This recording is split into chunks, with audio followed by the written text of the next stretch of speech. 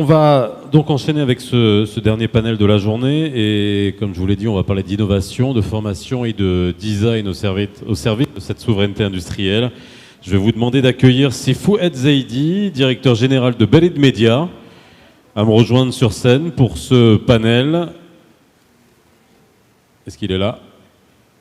Je vois personne se lever. Si? Pardon? Non, non. Non, non. Je t'ai vu hier, donc je te connais. Alors, Madame Charlotte Wider, General Manager de Launchix.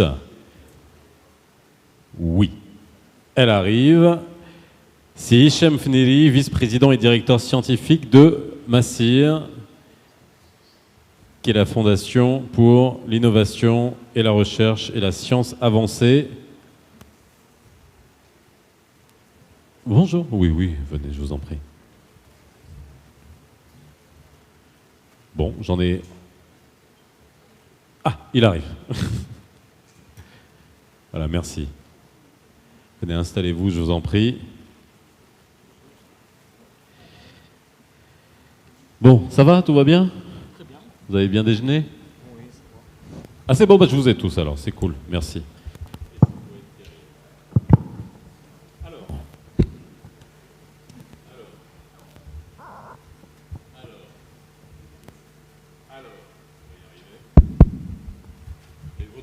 C'est l'essentiel. Les miens,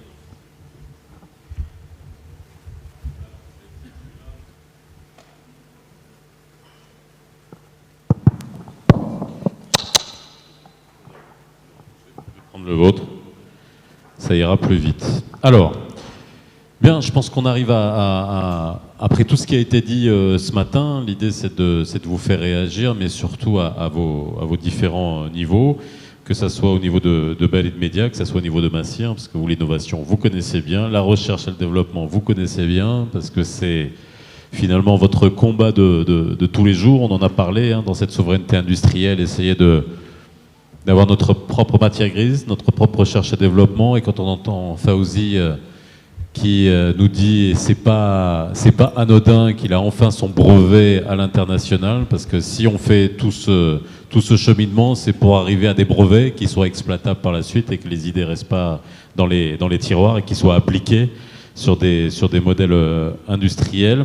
Alors, si je vais commencer par vous, si Zaidi, vous êtes directeur général de Belid Media. Et ça, est-ce qu'on peut avoir une petite présentation de Belid Media? Parce que quand on entend Belid, on entend soit la Poste, soit Belid Bank, soit... présentez-la nous, et puis surtout, dans le sujet qu'on est en train de traiter aujourd'hui, en quoi ça se rapproche à l'innovation, à la digitalisation, et puis à comment ça nous sert à acquérir cette souveraineté industrielle. Merci beaucoup. Et, bon, premièrement, je remercie l'équipe qui nous ont invités pour ce meeting qui devient vraiment une rencontre très importante chaque année pour ces échanges autour de notre industrie nationale. Alors, Belid Media, c'est une filiale du groupe La Poste. D'accord, voilà, qui est chargée, vous l'avez bien compris avec son préfixe Belid, mais qui est orientée, notamment pendant les 3 dernières années, sur la transformation digitale, bien sûr pour notre économie nationale, mais également pour le groupe La Poste. Donc il matérialise réellement la transformation de La Poste, du groupe La Poste, sachant que ce nouveau siècle, le 21e siècle, c'est un siècle de la transformation digitale. Donc notre groupe a lancé sa transformation. Et l'une des axes importants de cette nouvelle vision est le rôle de La Poste dans la mouvance numérique de notre pays et son rôle qu'il va apporter pour effectivement contribuer à sa réussite. Voilà. Belid Media actuellement, c'est une société qui évolue sur plusieurs natures de métiers. Donc nous avons notre métier classique de l'éditique. Donc sincèrement, c'est une chaîne industrielle. Nous sommes complètement intéressés par tout ce qui est en train de se passer dans le monde de l'industrie. Nous éditons jusqu'à 100 millions de pages par an.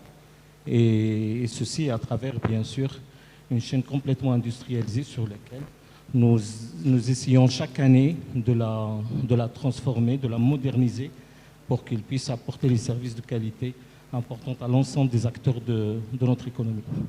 Et puis, je peux dire, le deuxième axe est un axe de la transformation digitale, à savoir les produits spécifiques, mais qui sont compatibles aux valeurs postales.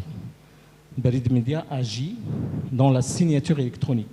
Donc nous avons notre propre produit, puisque avec notre groupe, nous sommes un acteur de la confiance numérique depuis 2011. Et nous étions d'ailleurs pour presque une bonne dizaine d'années le seul opérateur de tiers de confiance agréé par l'État, ce qui a donné effectivement un rôle, je peux dire, de prédominance dans la confiance numérique pour le groupe La Poste.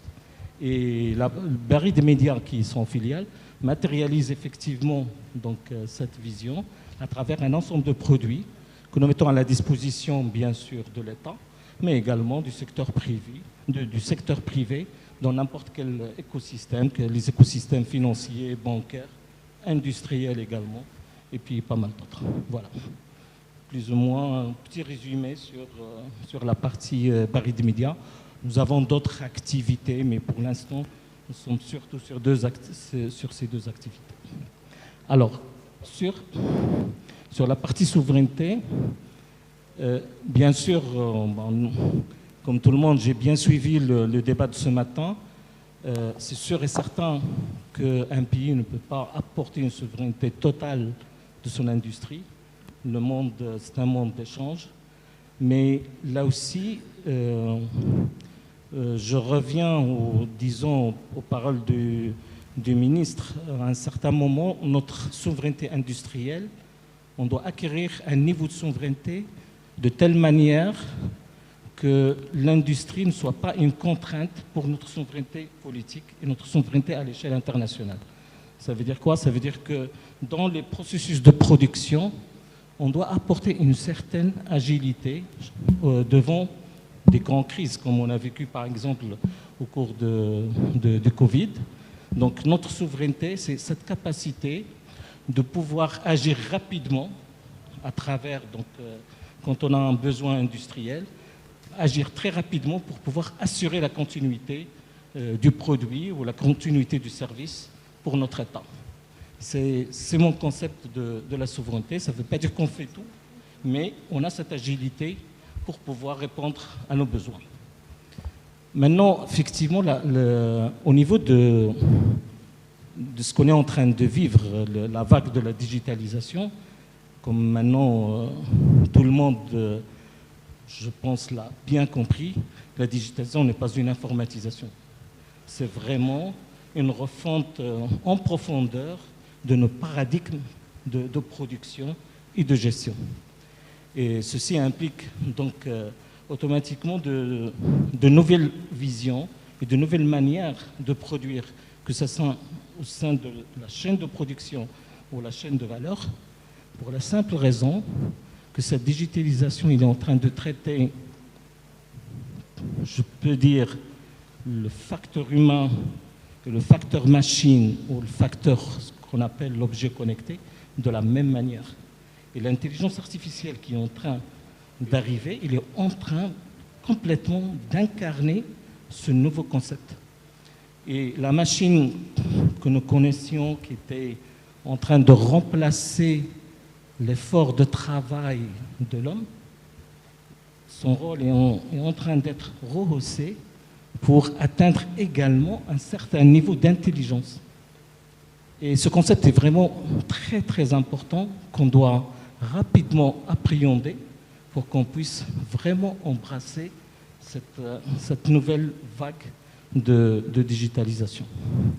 Donc dans ce concept, Barid Media agit sur un élément très important. Parce que quand vous avez plusieurs acteurs, des hommes, des machines, des objets, de la connectique, du cloud, ainsi de suite. Donc cet écosystème, il communique que ce soit dans une chaîne de production, donc des machines qui sont en train de parler ensemble. Une machine peut à un certain moment mentir, il peut communiquer, envoyer un signal pour plusieurs natures de raisons. Un niveau d'énergie, un problème de perturbation, ainsi de suite. Il peut envoyer un message qui n'est pas juste. Et par la suite, cette machine risque de détruire toute la chaîne de production. Avec notre nouveau concept de la confiance numérique, on essaie premièrement de mettre en place l'identification numérique des acteurs du digital. Nous l'avons réussi maintenant depuis 2012. Je pense qu'ici, tout le monde connaît Berry Design. Berry Design, avec votre clé, vous êtes identifié. Vous avez une identité, comme celle de votre carte nationale. Vous avez votre propre identité dans le monde du digital. Donc, vous pouvez signer, et ainsi de suite. Notre rôle maintenant, au niveau de Berry Design et de Berry Media, c'est rehausser ce niveau pour l'identification également des objets. Chaque objet doit avoir une identité numérique. Quand cet objet envoie une information, envoie un signal, et derrière, c'est vraiment un système heuristique de data qu'il faut fiabiliser, Berry Media, on a commencé à travailler également sur la chaîne de production industrielle pour que chaque machine soit identifiée avec une puce électronique où derrière, on pourra mettre en place également de la signature électronique effectuée par une machine ou par un objet connecté. Voilà. Merci, c'est vrai que dans le cas de la souveraineté, c'est vrai que la sécurité, la continuité du service, c'est extrêmement important et c'est vrai que encore mieux. Merci beaucoup. Charlotte, alors on va aller dans un autre concept. Alors c'est le Venture Building. Alors vous représentez LaunchX. Vous allez nous expliquer ce que c'est. Et puis alors il y a tous ces nouveaux concepts, donc le Venture Building. Et vous allez nous parler du Venture Building as a Service, qu'on peut avoir pour un ensemble de choses aujourd'hui. C'est la manière avec laquelle on fonctionne tous finalement. On fonctionne tous avec des abonnements. On n'achète plus, on n'investit plus. Super. Et alors, LaunchX, c'est quoi? Et après, vous nous direz ce que le Venture Building as a Service, comment ça fonctionne. Très bien. Merci beaucoup, Faisal. Donc déjà, je voulais remercier les organisateurs, Industrie du Maroc, de nous accueillir aujourd'hui et à toutes les personnes dans la salle d'être restées après le déjeuner. Salam alaikum. Moi, c'est Charlotte Yeder, donc je suis directrice de LaunchX. On est un business d'Innovex. Ce matin, on avait notre CTO Abdelrani qui est passé. On a Soumia aussi, notre directrice de la com, avec nous. Alors, du coup, LaunchX, pour faire simple, on est comme une société de services ou d'accompagnement et on aide les industriels, donc on est dans le B2B, on aide les industriels à lancer des business innovants. Aujourd'hui, l'ensemble des industriels présents aujourd'hui, ils ont tous des stratégies de croissance durable. Il faut intégrer la sustainability, il faut être innovant. Le Maroc se transforme. Avant, l'innovation, ce n'était pas la priorité. On était sur la production et aujourd'hui, on est sur de plus en plus d'innovation pour vraiment positionner le Maroc comme une référence dans différents secteurs. Il y a déjà des réussites qui ont été faites, l'automobile, l'aéronautique. On entend parler du cannabis legal qui se développe, etc. Donc, il y a plein d'écosystèmes qui vont se développer au Maroc. Et nous, LaunchX, on est une équipe de 30 personnes. On est spécialisé dans le venture building. On va explorer des marchés, faire des business cases, monter des dossiers d'investissement pour aller montrer aux décideurs, les aider à prendre des décisions en disant, ben voilà, si vous lancez ce business, ça va vous coûter tant, il faudrait recruter tel DG, telles équipes, etc. Ensuite, quand il y a le go du décideur, le CEO, le directeur innovation ou diversification, la particularité de LaunchX, on les aide à concrétiser des business. Donc on fait les choses, on n'est pas sur les slides, mais vraiment sur l'impact. Donc faire les choses, ça va être créer administrativement la société, recruter le ou la DG, l'équipe, aller chercher les fournisseurs, les clients, avoir les premiers bons de commande, délivrer la valeur. Et quand l'entreprise commence à tourner, normalement, c'est le rôle de LaunchX de partir parce qu'en fait, on a déjà joué notre rôle de concrétiseur. Voilà.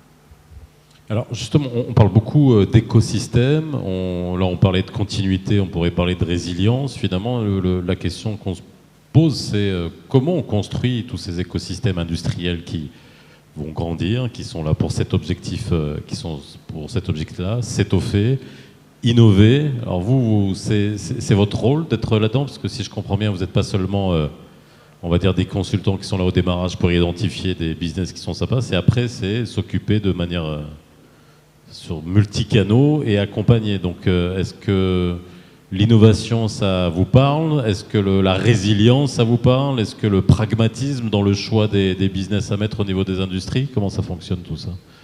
Bien sûr, il faut beaucoup de pragmatisme et aussi beaucoup de persévérance. C'est très difficile, donc il faut faire jusqu'à ce que ça fonctionne. Il ne faut pas abandonner à la dernière étape.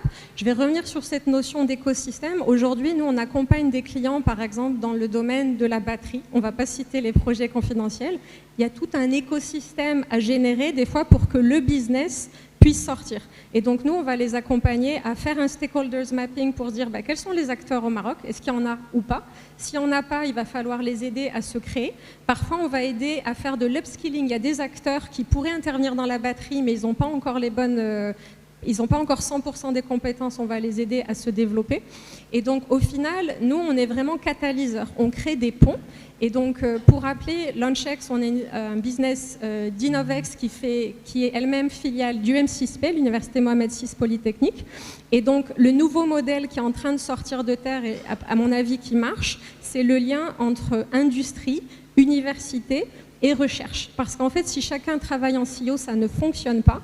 Et nous, Launchex, on a plusieurs rôles, mais un des rôles, c'est d'être catalyseur et de faire travailler des gens qui sont côte à côte, mais qui parfois ne se parlent pas. Et donc, le lien entre tout ça, nous, on drive par des projets business. Donc, on est mandaté pour réaliser un business à impact durable et on va travailler avec toutes ces expertises au Maroc. Parfois, on va chercher des experts à l'international pour aider à développer la capability, la fameuse souveraineté industrielle au Maroc. Alors, je me tourne du côté de Massir, et là, on parle vraiment d'innovation, de R&D, dont on a cruellement besoin, et voir comment, justement, vous intervenez dans cette brique-là, qui est extrêmement importante, et pour faire le pont avec les industriels qui ont besoin d'inventer, d'appliquer, de développer et de plus avoir besoin de consommer les innovations qui viennent de l'extérieur. Absolument. Tout d'abord, merci pour l'invitation, pour participer dans cette panel pour Massir. Et en fait, c'est Madame Nawashrabi qui était censée être ici, mais elle a insisté que je participe dans ce panel. Donc, d'abord, un petit mot sur la souveraineté industrielle, qui est le sujet principal de cet événement. À mon avis, la souveraineté industrielle repose sur 5 piliers majeurs, fondamentaux, qui sont l'éducation, l'éducation, l'éducation, l'éducation et l'éducation. Donc, ça, c'est les...